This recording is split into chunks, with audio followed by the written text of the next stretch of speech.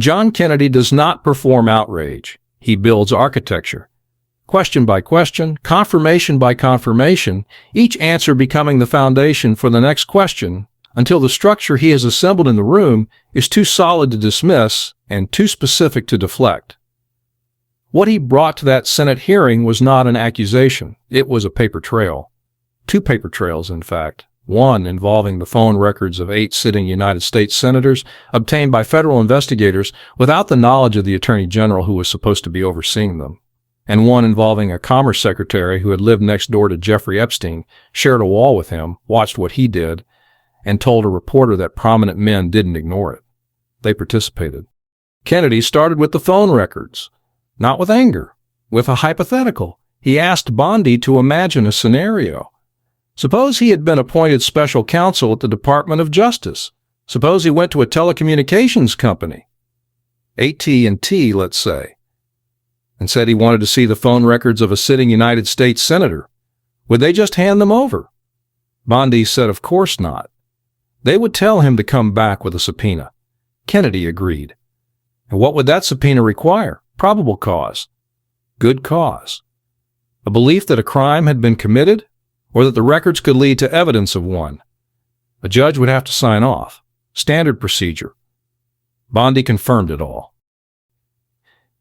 Kennedy let the confirmation sit on the record for a moment. Then he said what the hypothetical had been preparing for. There were actually 8 sitting United States senators. The room understood what had just shifted. This was no longer a procedural exercise. Federal investigators had obtained the phone records of 8 elected members of the United States Senate through administrative subpoenas, the kind that require less judicial oversight than criminal subpoenas, the kind that a company's general counsel might reasonably have challenged if they had understood whose records they were handing over. The distinction between an administrative subpoena and a criminal subpoena matters here more than it might in any other context. A criminal subpoena requires a showing of probable cause reviewed by a judge. It is the mechanism designed for serious investigations where the evidentiary bar justifies the intrusion. An administrative subpoena requires significantly less. It needs only to be relevant to an authorized investigation, and a judge does not need to approve it in advance. Using an administrative subpoena to obtain the phone records of sitting United States senators is not just legally aggressive. It is the choice of a mechanism specifically designed to reduce the oversight that would otherwise apply. Kennedy understood that distinction.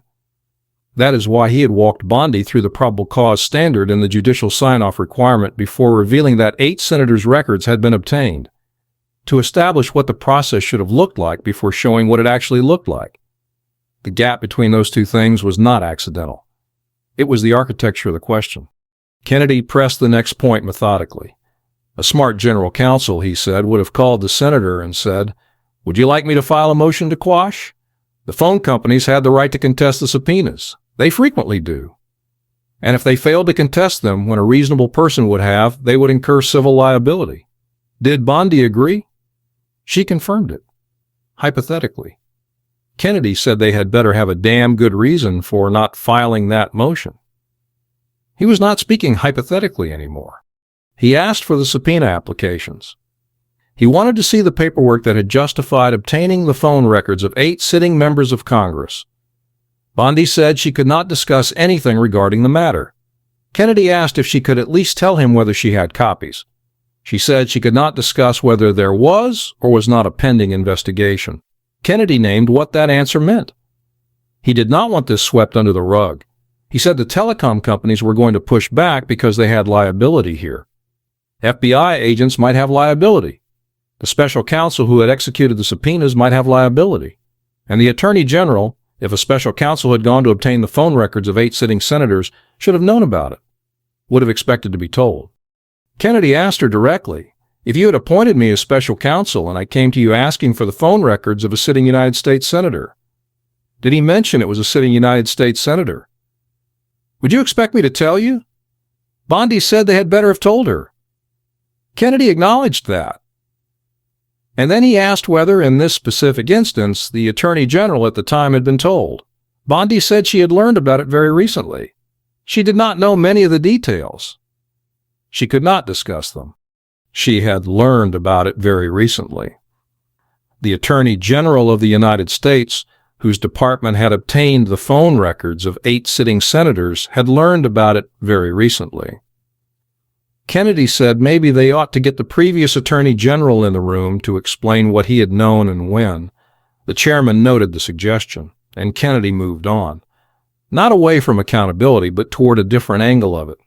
Because the phone records were one paper trail, what came next was another. Kennedy mentioned an interview, a public interview given by a sitting cabinet member published in a major newspaper in which that official had described Jeffrey Epstein in a way that no Justice Department memo had ever described him officially. The greatest blackmailer ever. Kennedy asked Bondi whether she had reviewed the transcript. She said she had seen a clip of it but had not reviewed the full transcript. Kennedy noted who had given the interview. A man who had lived next door to Epstein, whose townhouse shared a wall with Epstein's, who had spoken to a reporter about what he had observed and concluded. Kennedy read from the interview. The reporter had asked how other prominent men could have associated with Epstein when this official had immediately sensed something was wrong. The official's reported answer: they didn't see it and ignore it. They participated. Kennedy read further. The official had described Epstein's method: massages, private rooms, the assumption of video recordings. He had said Epstein was the greatest blackmailer in history, that the money, the extraordinary, unexplained wealth that funded the properties and the aircraft and the access, came from blackmail, from owning other people's secrets. Kennedy asked Bondi, "Is that true?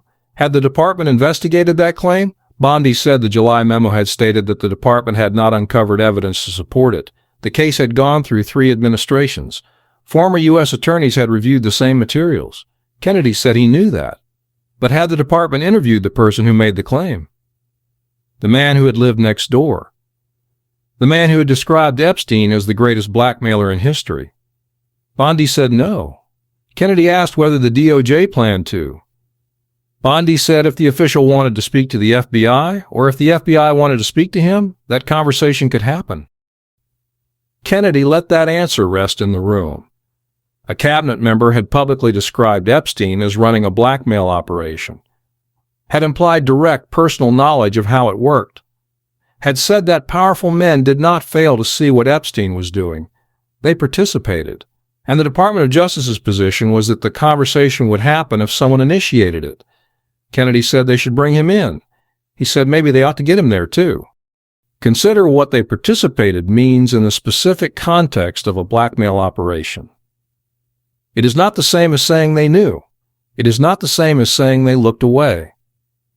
Participation in the context of a blackmail scheme, where the leverage is recordings, where the recordings are made in private rooms, where the method is invitation and access and private time, means the recordings exist.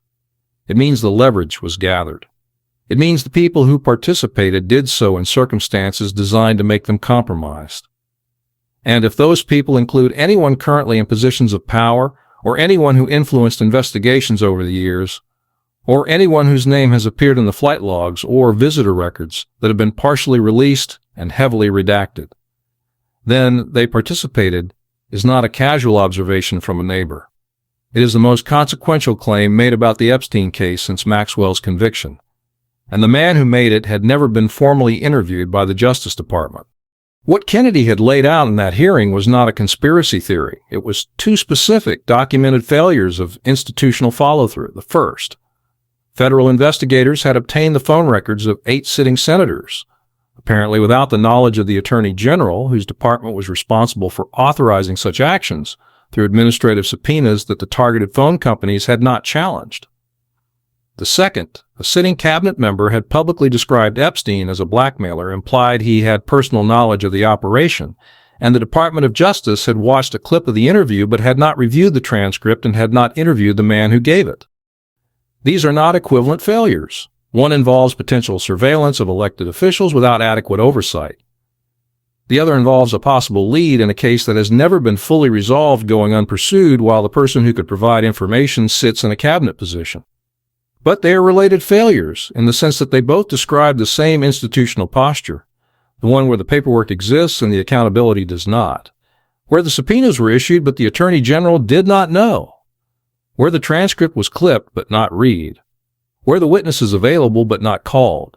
Kennedy had done what he does. He had taken the confirmation of ordinary legal principles. Yes, you need probable cause. Yes, a judge must sign off. Yes, the company can challenge the subpoena. Yes, if they don't challenge it, they have liability. And used it to build a frame around what had actually happened. A frame in which every element that should have been present, the oversight, the knowledge, the follow-through, was missing. And Bondi, confirming each procedural standard while declining to discuss whether any of them had been followed in practice, had inadvertently built the frame alongside him. The subpoena applications for the 8 senators are not in the public record. The full transcript of the Blackmail interview has not been formally reviewed by the DOJ. The cabinet member who described Epstein as the greatest blackmailer in history has not been interviewed. And the Attorney General of the United States learned about the surveillance of 8 sitting senators very recently and does not know many of the details. Kennedy ended by noting that someone somewhere was going to have to account for all of it. The telecom companies had liability. The FBI agents who executed the subpoenas might have liability. The special counsel who authorized them might have liability. And an investigation that had been declared thorough across 3 administrations had not apparently produced a conversation with the man who lived next door, shared a wall, and said the men around Epstein did not just watch. They participated. The hearing continued after that. Other senators asked other questions. But the 2 paper trails Kennedy had placed on the record, the phone records and the blackmail claim, did not disappear with the agenda. They stayed there in the permanent record of that session alongside Bondi's answers. Confirmed procedures that had apparently not been followed. An interview that had been clipped but not read. 8 senators whose phone records were obtained while the Attorney General was unaware. And a man next door who said they participated and who, as of the date of that hearing, had never been asked by the Department of Justice to explain what he meant. That is the architecture Kennedy built. Not with accusations, with the law, with the standards Bondi herself confirmed, and with the gap between those standards and what the evidence suggests actually happened. A gap that, in a Senate hearing room, is the loudest thing in the room even when no one is shouting.